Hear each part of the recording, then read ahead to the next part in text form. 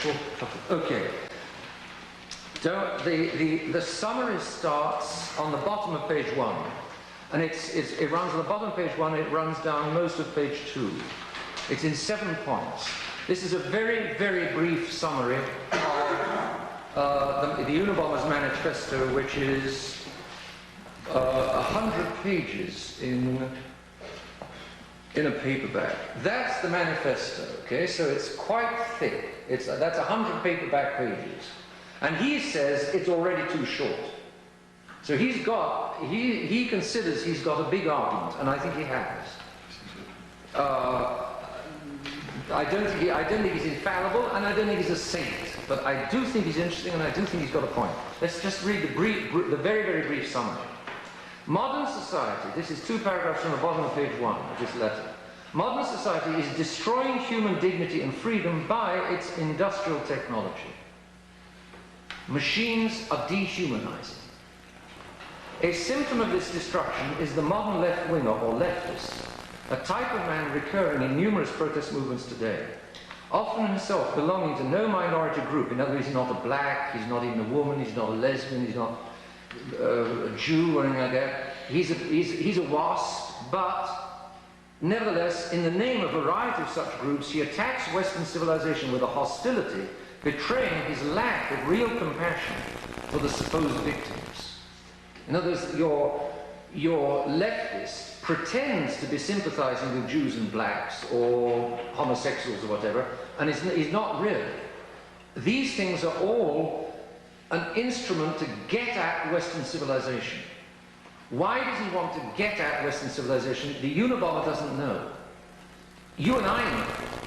Because Western civilization betrayed God a long way back up here.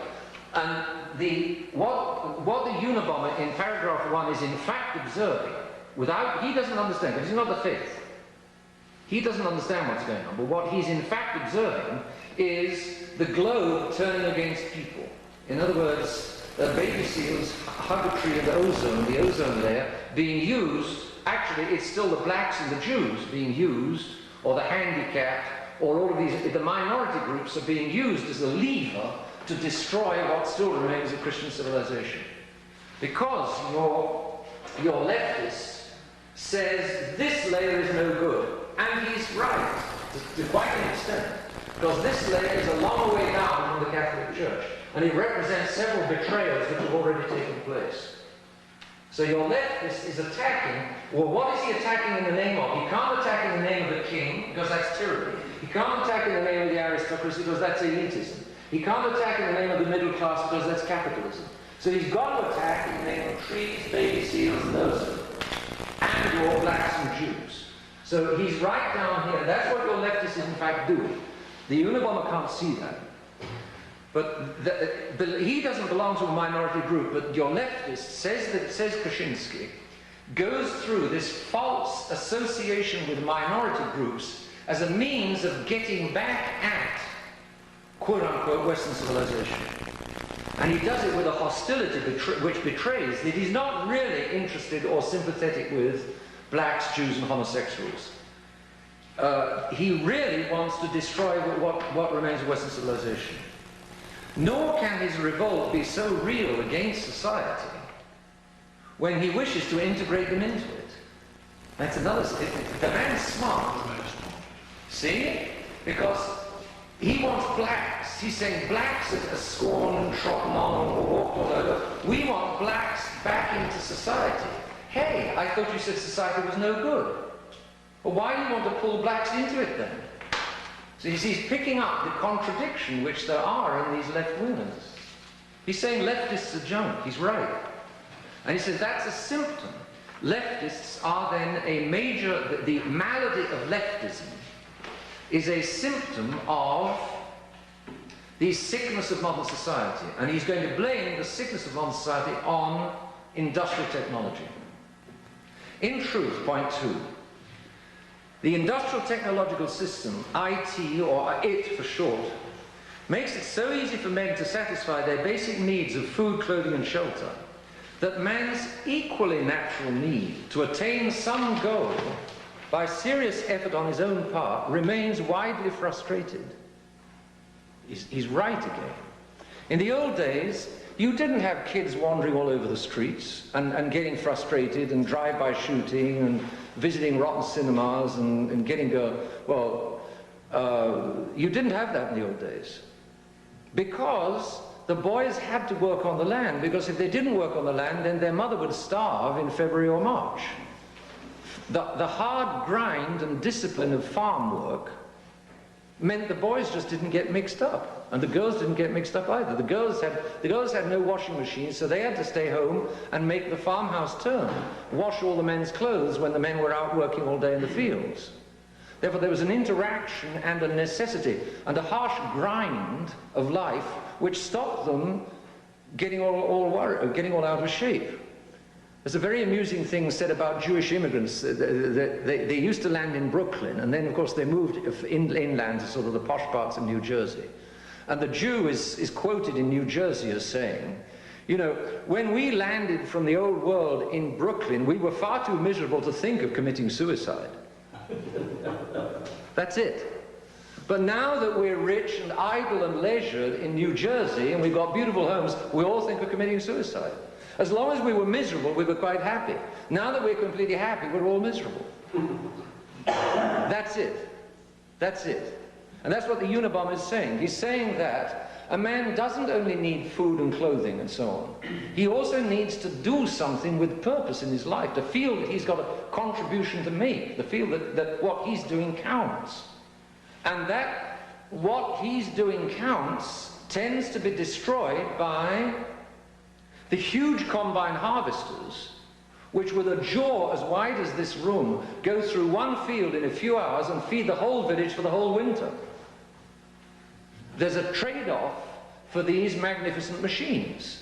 And it's all very well having a magnificent combine harvester which will feed the village for the whole winter in a few hours, but the trade-off is that the boys are going to be, you're going to create welfare bums. If you didn't have huge harvesters, you couldn't have welfare bums, because the welfare bums would all be out picking cotton. They'd have to be, because they have to make a living and put food on the table. So the trade-off of these huge machines is a leisure which a lot of people don't know how to use, and actually the destruction of a lot of people's sense of their own value. Because I don't have to work for my living. I do green stamps and welfare, it's all done for me. Well, it's not only they mustn't work, but they cannot work for a living because they're not jobs. There's a book out recently. He says the same thing. Also, family, or any such small-scale loyalty natural to man, and he means then the local village. Man, that the Unabomber realizes that man naturally lives in little communities. He lives in a family, then the family lives on a block, and the block is part of a village or is part of a street, and the Unabomber realizes that men need that. But he says, any such small-scale loyalty is necessarily disrupted by the large-scale commitment required for industrial technology to function. It's very smart. Let's stop and think for a moment. Here I've got a factory mass-producing, I think this is his example, mass-producing, let's say, shoes. And because I produce so many of them, I produce them very cheaply. But if I produce in Cleveland, Ohio, a massive amount of shoes, I've got to get them out to all parts of the country. In other words, there's got to be distribution. For the shoes to be produced so cheaply, the lorry driver, the truck drivers have got to get them out. The truck drivers mustn't go on strike. The truck drivers have got to be in sync with the factory. And then the retailers have got to be in sync with the truck drivers, in sync with the factory. The huge scale production requires the smooth running of a huge machine. Therefore, he says, that's what he means by the large scale commitment. Industrial technology requires a large-scale commitment in order to work. He says one refrigerator requires steel, it requires freon, a factory producing freon or something like it. It requires somebody to get it to move it across the country. It requires a whole lot of things that you don't think of when the refrigerator is just standing there. But behind one refrigerator stands a whole system a whole wide-scale and big system, all of which is necessary for one refrigerator to operate. Added to which, of course, you need a whole local electric power station. Yeah, industrial technology destroys family values, because you have to put loyalty to the big system over loyalty to my little village. Otherwise, the big system is just not going to work. And therefore, the big system is at war with the little systems. And if you put all your faith and money into the big systems, it's going to necessarily destroy the little systems. So, when people say, we want the family, we want family values, we want the family, we want family values, and then in the next breath say, but we want mass-produced goods which are all very cheap so that we have a nice, soft, comfortable way of life, the Unabomber says such people are contradicting themselves without realizing it. They are wanting a whole lot of things which undermine what on the other side they also think they want. And so the whole system of American life, for instance, tends to the destruction of the family.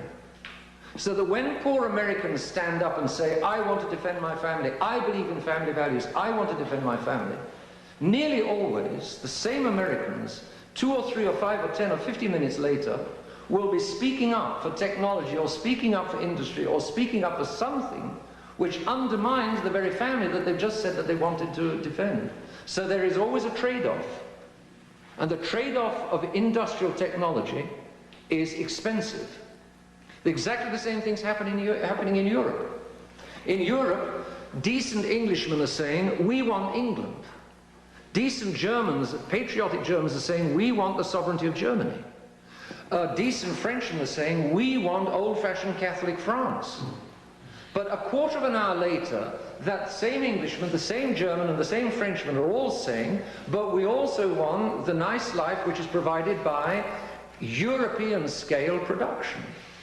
But the moment you speak up for European-scale production, so that the shoes come from Spain, the tomatoes come from Italy, the razors come from Holland, the beef comes from England, whatever it is, the moment you want wide-scale production, with all the bananas coming from Ireland, whatever it may be, you've necessarily got to put Europe first. And so these dear Europeans who... The dear Europeans who on the one hand want to defend their own country, on the other hand want the soft, inexpensive and easy life, they're contradicting themselves without realizing it. If you want a nice sovereign country, you've got to pay the price, which is less manufactured, soft, inexpensive goods. If you want these soft, inexpensive, easily available, mass-produced goods, you've got to say sooner or later, bye-bye to national sovereignty. Take your pick. You pays your money, you takes your choice, but you can't have it both ways.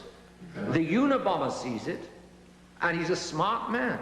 And he says, you can't have both industrial technology, nationwide industrial technology, and the family. You can't have it both ways. You're going to have to take your pick. Therefore, it destroys family values. Similarly, the host of rules and regulations imposed by the functioning of industrial technology stifle man's acting on his own part to attain real goals, which is what the Unabomber says is his real freedom. And therefore, according to the Unabomber, not only is industrial technology against the family, industrial technology is also against liberty. You see, he's got this liberty bug, but there's something in it. There's something in it. 3. Nor can any minor adjustment or compromise reconcile industrial technology with freedom, both because industrial technology has to regulate human behavior closely in order to function at all, and because all parts of industrial technology are interdependent. That's something he proves in detail. Take, for example, a steel mill. As you know, a steel mill has to keep hot all the time. It takes a long time to heat up a steel oven, and once you've got it hot, you have to keep it moving. In other words, you're going to have workers all around the clock. For workers to work the first shift, you're going to have workers on the second shift, you'll have to have workers on the third shift, and if one of the shift workers drops out, the oven cools off, and the other shift workers are all in trouble. You have to step into the system and make part of the system and obey the system for the system to operate. Whereas when you're running your own little farm with your own little horses, independent of anybody else's farm, you don't have to worry about what anybody else is doing on their farm. The working unit is just your little farm. The working unit, at the very most, your little village. But industrial technology means that your working unit is either the whole country or the whole continent. And in Europe, it's getting dramatic, because the national sovereignties of these famous old nations is going under, and it's going under the wheels of the juggernaut of industrial technology. Sorry, let's wait until the end. Well, I must lay out what the Unabomber thinks, and then we'll be wide open. All parts of IT are interdependent. For instance, the refrigerator manufacturers absolutely require electricity, and the electricity absolutely requires somebody to produce machines which need the electricity. The whole thing interlocks. On a massive scale, the whole thing has to interlock. You can't deny it. You just can't deny it. And there's always a trade-off, but if you have the nationwide technology, there's a serious loss as far as the family is concerned. And he argues why. He argues, the man thinks. Moreover, men's desire for industrial technology and for the benefits of industrial technology has for a long time been proving stronger than their desire for freedom, for a variety of reasons. So that the advance of industrial technology seems to many people to be irreversible. I'm sure it seems to many of you to be irreversible. For instance, interesting example. The use of a motor car was originally optional. When motor cars first arrived, you could have one or you could not have one. You didn't have to have one. But then, after a while that the motor cars had been here, especially in the United States, the cities were laid out in function of the motor car. The suburbs immediately began spreading out much wider, and in order to go to the shops, you need a motor car. In the old-fashioned towns and villages, like in New England, you can walk to the shops, or the houses you could walk to the shops, but no longer. Today the mall is 5 or 10 minutes away in a motor car, and everybody thinks nothing of jumping into the motor car and driving to the mall to buy. But you need a motor car to get to the mall. Sometimes they often don't even have pavements or walkways any longer to get from the suburbs or the homes to the shopping malls. And if you walk from your home to the shopping mall, the police car comes by to ask what you're doing, because you're a strange creature if you're still on your 2 feet. In other words, originally the use of a motor car was optional, but the motor car, the very motor car, so changed the layout of cities that now you have to have a motor car. Therefore, he argues, industrial technology will be stopped by no small-scale reform, but only wholesale revolution. So he's wanting another revolution to break up the industrial technology establishment. Admit, the man's got some brains. 4. The clash between industrial technology and human freedom is highlighted by industrial technology's present pursuit of ways to tame wild behavior. For instance, the control of schooling, the control of parenting, drugs. What's the famous one that they're giving to kids? Begins with an R, Ritonol or something. Ritalin. Psychotherapy, neurology, genetics. Eventually, it's just around the corner, brain engineering. These are all forms of manipulation by which industrial technology will, if it can, re-engineer the very nature of man in order to fit industrial technology. He's right. In other words, the tail is wagging the dog. Man has created industrial technology to serve him, but now man is going to be changed in order to serve and to fit industrial technology. That's what's happening. It's happening right around us. And, you know, you see the constant, you know, we give the kids drugs because they're not fitting into our wonderful schools, or they're not fitting into our wonderful way of life. Or my wife is considering that I'm a son of a, well, I need to send her to the psychotherapist because she's got the problem. No, maybe she hasn't. Maybe you're the problem. Maybe all of these kids that misfit modern society, maybe they're not misfits. Maybe it's the society that's the misfit. You listen to these rock singers. I mentioned in this thing that I mentioned Pink Floyd. You listen to these rock singers. They're in pain. And they're in pain in modern society. We don't need no education. We don't need no thought control. They're complaining at the schools because the school system is processing and brainwashing. The school system is denying these kids their value and importance as human beings. It's wanting to turn them into machines. It's wanting to turn them into computer nerds. And a marvelous sentence of his is that he says, the teachers in today's schools are too busy taking knives and guns away from the kids to have the time to turn them into computer nerds. It's well said. Very well said. Because the kids don't want to be turned into computer nerds. What do the kids want? They don't know. They don't know what they want. All they know is that they don't want modern society. I'm not saying the kids are saints or angels. But I'm saying that modern society has got a lot of things deeply wrong.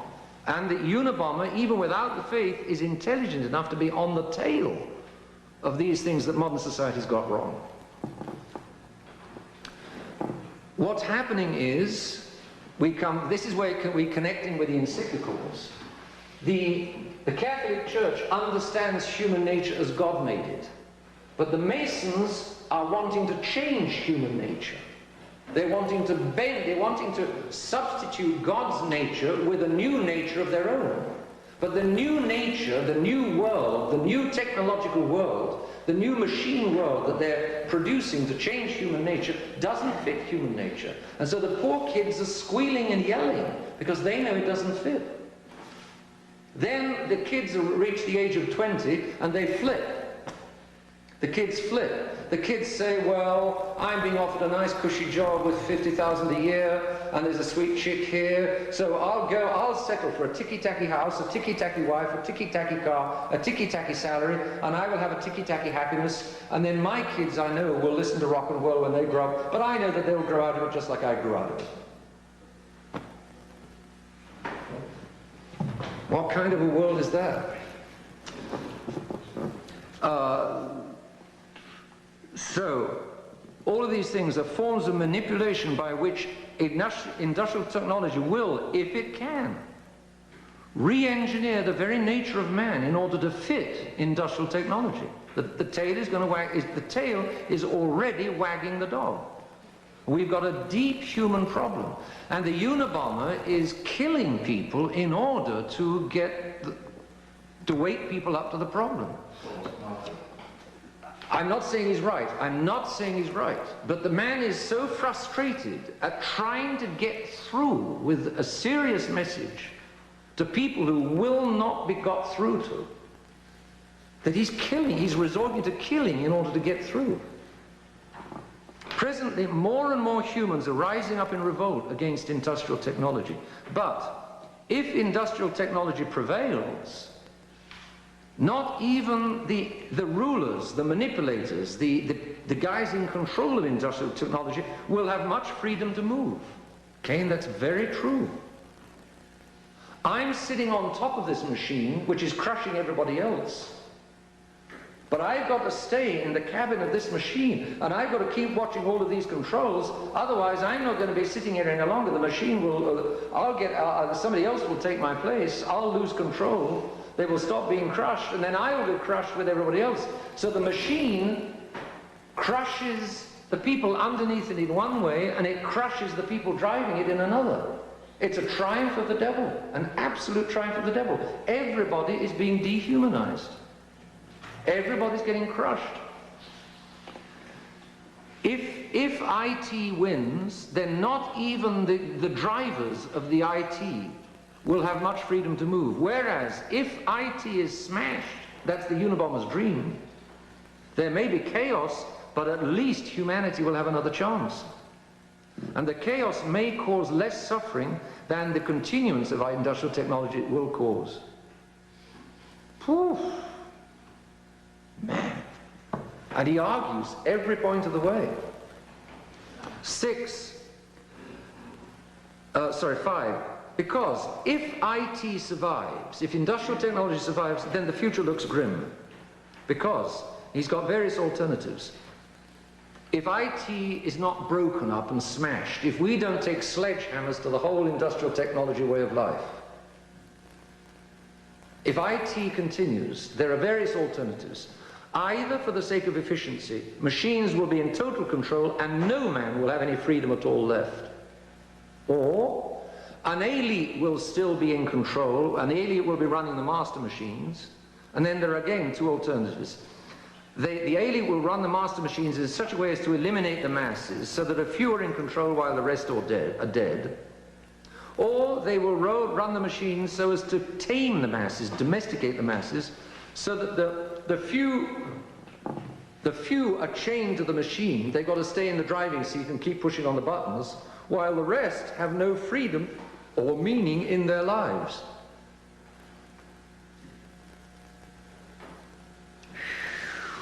If IT survives, whichever way, man will have to be re-engineered beyond all recognition. In other words, it's either IT or man. Take your pick. That's what he's arguing. It's a strong argument. 6. However, IT is not unstoppable. We can throw a monkey wrench in the works. The positive alternative that we need, now this is where is wild nature. This is why he went off to live in a cabin in Montana. Free of men or with wild men. So he's back to destroying human beings. He's got no answer. He's got no real answer. He sees the problem. He's very good at the problem. But without the faith, he's got no idea of how to put it together again or how to get out of it. So his answer is logical. Since industrial technology is the problem, then we've got to go back to the wilds. And he had that little cabin in the middle of Montana, in the middle of nowhere. What's the advantage of wild nature? It's completely non-technological, you know, adders and ferns and bushes and rivers and streams and mountains and clouds. It's non-technology, it's beautiful, it takes care of itself, it permits survival living. One may have toothaches, but rather toothaches are better than industrial technology. The means of overthrowing IT are a revolution which will be not merely political, but economic, technological, and worldwide, because IT cannot be overthrown piecemeal. So he's dreaming of a massive worldwide uprising against the machine. Above all, let our revolutionists, so he wants another revolution. We've had 1, 2, 3, 4, so he wants a 5th revolution. It's all the same thing.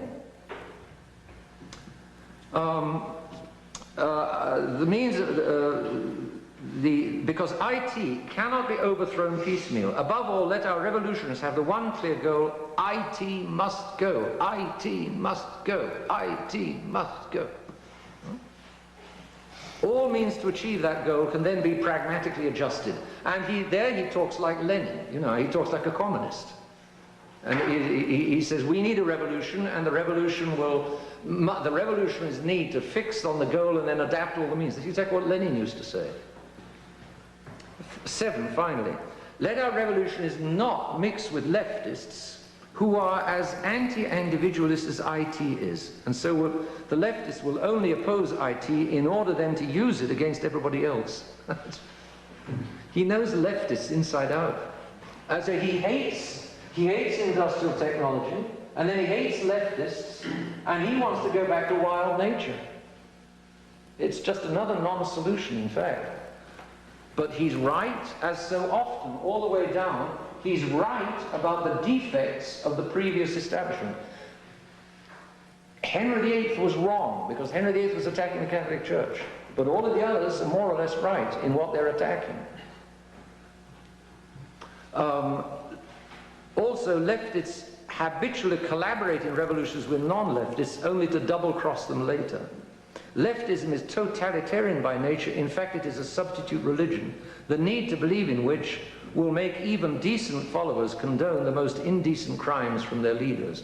And so he started with the delinquency of leftism, and he finishes with the delinquency of leftism. So he knows that leftism is no answer. He's protesting against leftism. He's protesting against the socialists of FDR, the welfare socialists of FDR, and their welfare state, their industrial technological welfare state. And he's another stage down. Poor fellow, if only he could, you know, get back to the faith. Well, all right, now, what would anybody... That's a very brief summary of what the Unabomber says.